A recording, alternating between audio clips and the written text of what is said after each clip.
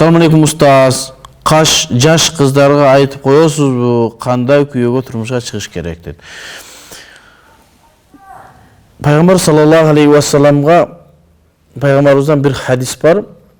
Тункахул мар'ату ли арбаин деп. Адатта аялдардын 4 сыпатына карап үйлөнүшөт дейт. Бул адатта дейт. Биринчиси лималиха, акчасына карап үйлөнөт дейт.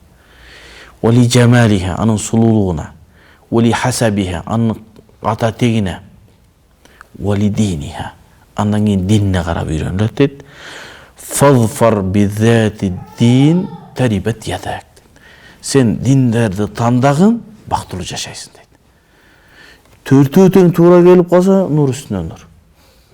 Андай болуп калса. Бирок экөө туура келсе да мага сулуу менен диндар болсо. Анын диндин өзү болсо деле.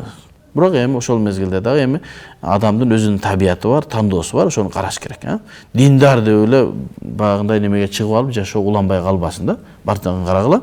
Иншалла ошо диндар жигиттерди тандасаңар, илим алган жигиттерди тандасаңар, иншалла бактылуу жашайсыңар. Анан эң негизгиси адеп ахлактууну. Кээбирки диндарлар бар, корс. Анын дини, анын адеп ахлагын тарбиялай албагандар бар. Алым бу, алым, машалла. Аялын токмуктойт. Ошон үчүн илимдүүгө жанына кошумчасы эмне? Адеп ахлактуу деді. Менин бир устазым бар. Луэй Халили деген. Иорданияда, Ханафи мазхабта чоң алым. Ошол киши айтты, биздин бир катачылыгыбыз болуп калды, ошондон уламанан катачылыгыбызды жоёбу устазыбызга зыярат кылып айтсак, şu bir misalды кетирди. Эгерде дейт, менин кызымды бирөө сурап келген болсо, менин анын эркек экендигине көңүл бурам деди.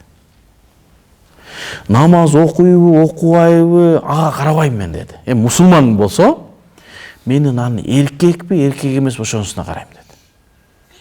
Эгерде эркек болбосо, мен намаз окуса дагы, илимдүү болсо дагы мен бербейм ага деди, кызымы деди. Эркек деген нерсе ошол өзүнүн сөзүнө турган, аялга зулумдук кылбаган, адеп ахлагы жакшы, бирөөнүн акысын жебеген, бирөөнүн укугун билген адам. Андай эркектерди тапсаңар, ал тез эле намаз окуйт. Иншалла бияктан үйрөтүп барып, мусулман эле болсо болду. Ошон үчүн эркектерди издегиле.